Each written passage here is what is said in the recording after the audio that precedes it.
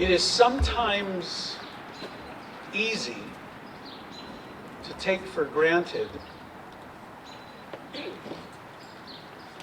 that our city, on the grounds of City Hall, at the flagpole, is officially celebrating the beginning of Pride Month. One might take it for granted that of course it happens. Why wouldn't it? I'm sure it's happening all over the country. But the fact that you're here, at least one thing is probable, that you look at the news enough to know that it's not happening all over the country. Not only is it true that Pride Month is not recognized, is not celebrated, but is actively opposed. In the language of my ancestors, it's in Yiddish called a shanda, something that is shameful, that this is the case. Currently, there are over 500 laws that are in process that in various places all over this country are seeking to minimize, if not to discriminate against the rights of transgender folk. It is being used as a tool, this anti-transgender movement. It's being used as a tool to create a place of friction and division, and in doing so uses hate and fear as a means to get votes.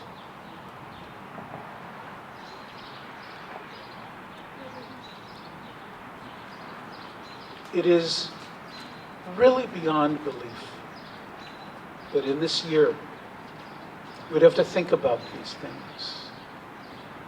That for the LGBTQ plus community, and each community has its own issues and its own confrontation. It's not one, we lump it together in a bunch of letters. But we're talking about individuals with individual needs and hopes and concerns. But what does happen is that when one part of that equation is threatened, then all are threatened. And our job as citizens of this city, as human beings, is to work as allies so that no one is threatened, so that no one is discriminated against, so that no child has to feel shame in identifying as who they are, that they can go into the library, they can go into their public school library and find books about people like them.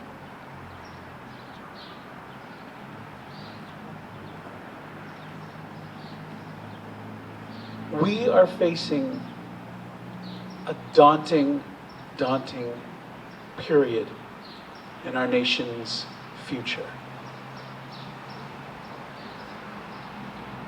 And I know that sometimes the term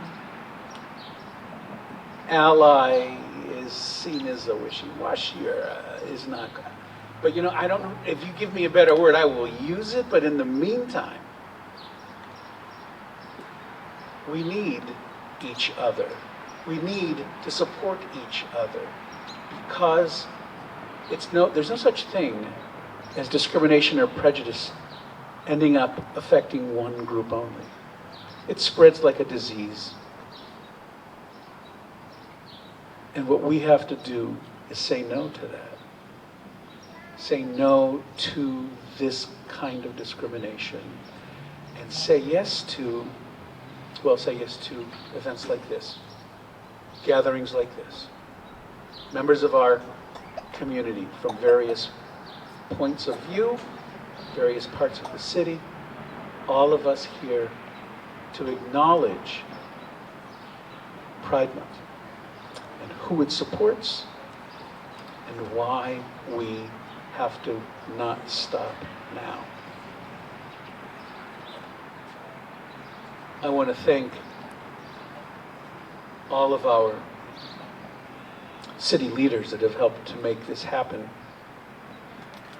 and our Mayor, Ruthanne Fuller, who has always stood for safeguarding rights in this city for all of our groups, so that ultimately it's not about this one or that one from that background or that background, but the ultimate notion that we all share the responsibility and joy of living in a place where we can be free.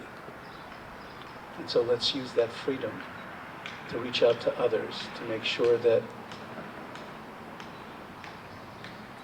we can do this together, we can make it together. Thank you.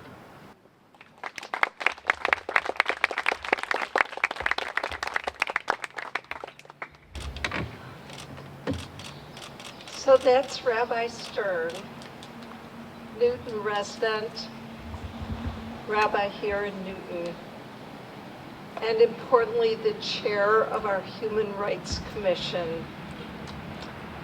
I'm very grateful to him for the words and leadership that he's been showing. It feels particularly important to be together today in solidarity. And yes, we look back to 53 years ago in the Stonewall uprising, to 52 years ago and the first pride flag being flown. But it feels like we're still in the midst of 5 decades of struggle. For today, the struggle not just continues, it actually feels like the world's going backwards rather than forward. I feel less hopeful today than I did a decade ago. And Rabbi Stern used a slightly different figure.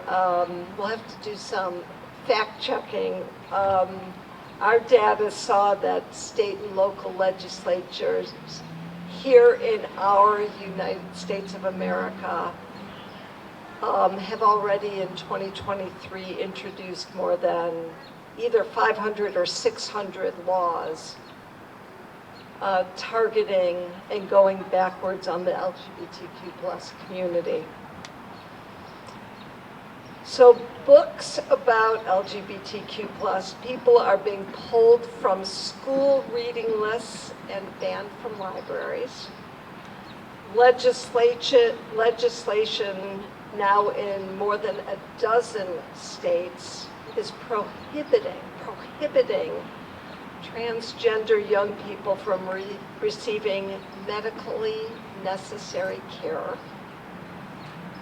Drag shows are mischaracterized and targeted. Social media is laden with LGBTQ+ hate.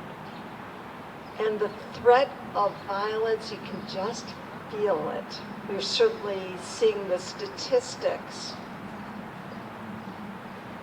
And in April, we saw here in our good city, our Newton, the kind of hate that we thought and were reading about too often in other parts of the country that accompanies drag shows and LGBTQ+ events.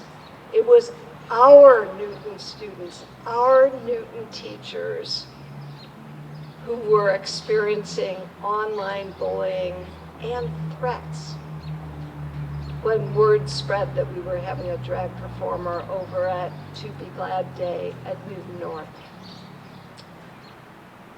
Misinformation spread.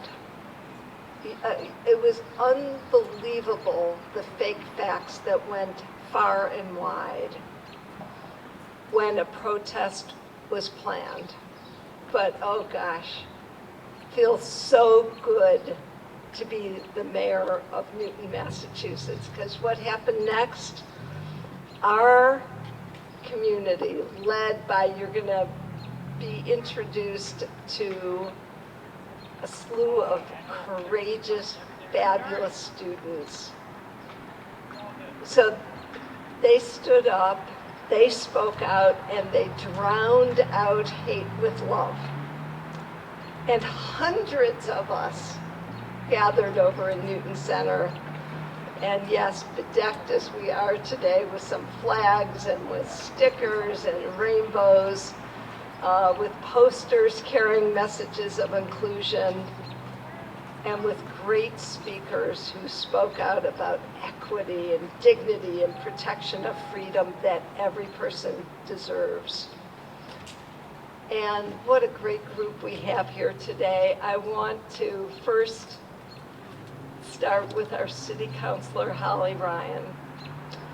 Among the country's first openly transgender elected officials, who for decades has been a persistent and effective voice for equality. To Rabbi Stern and the other human rights commissioners, give a wave if you're a commissioner. Thank you, thank you, thank you.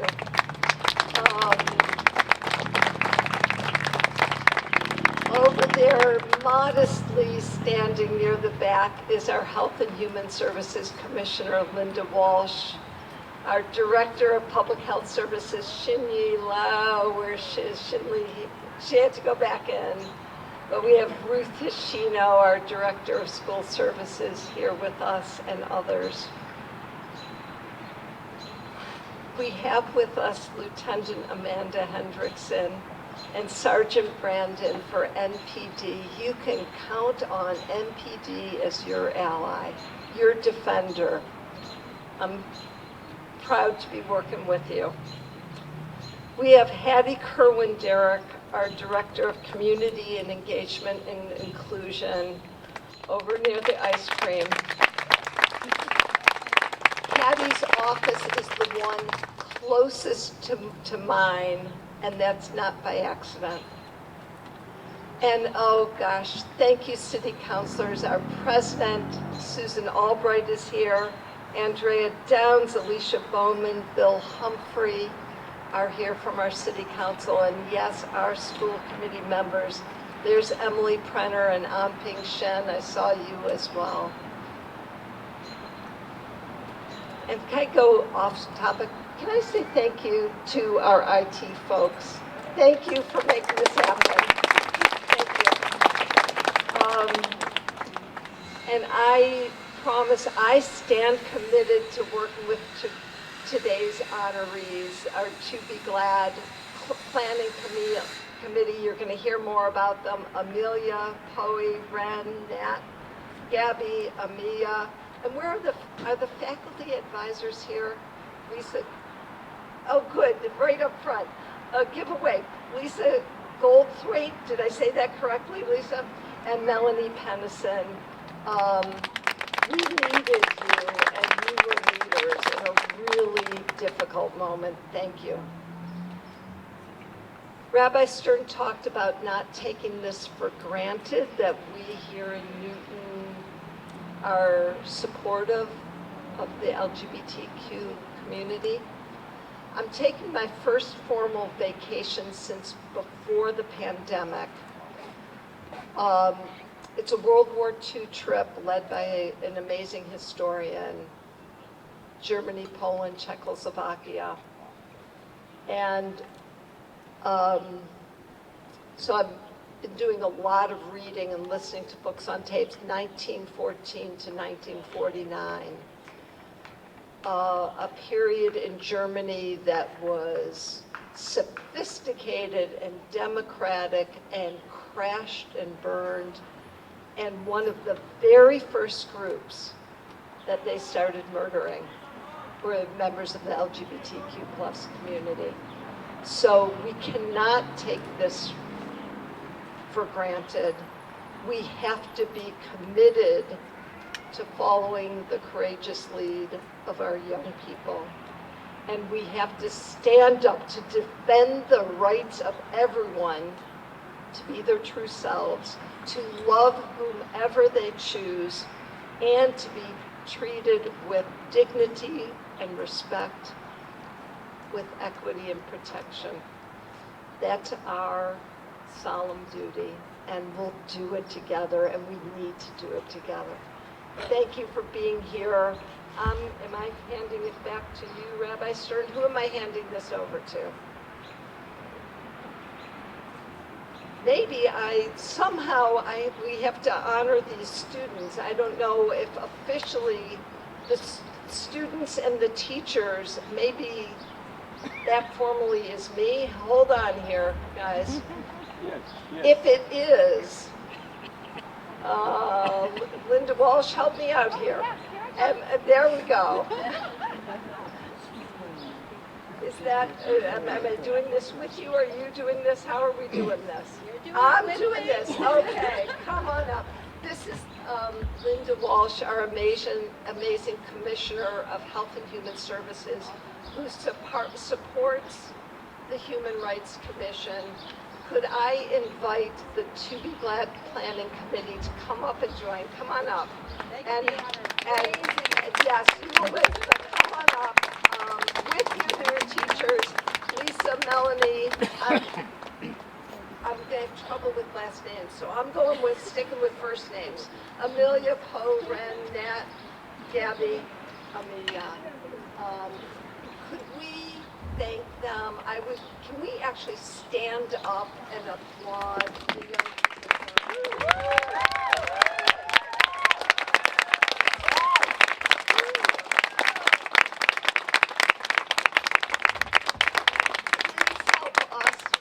This pride flag, which we wave all month. We'll do it all together. This is a group exercise. This is where I excel. Everybody take it. Pull it over. Everybody grab it.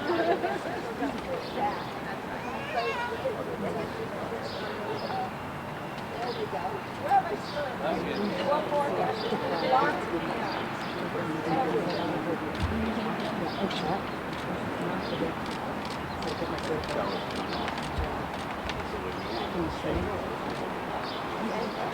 We have everyone to space this way. What's that? Can't really see. Grab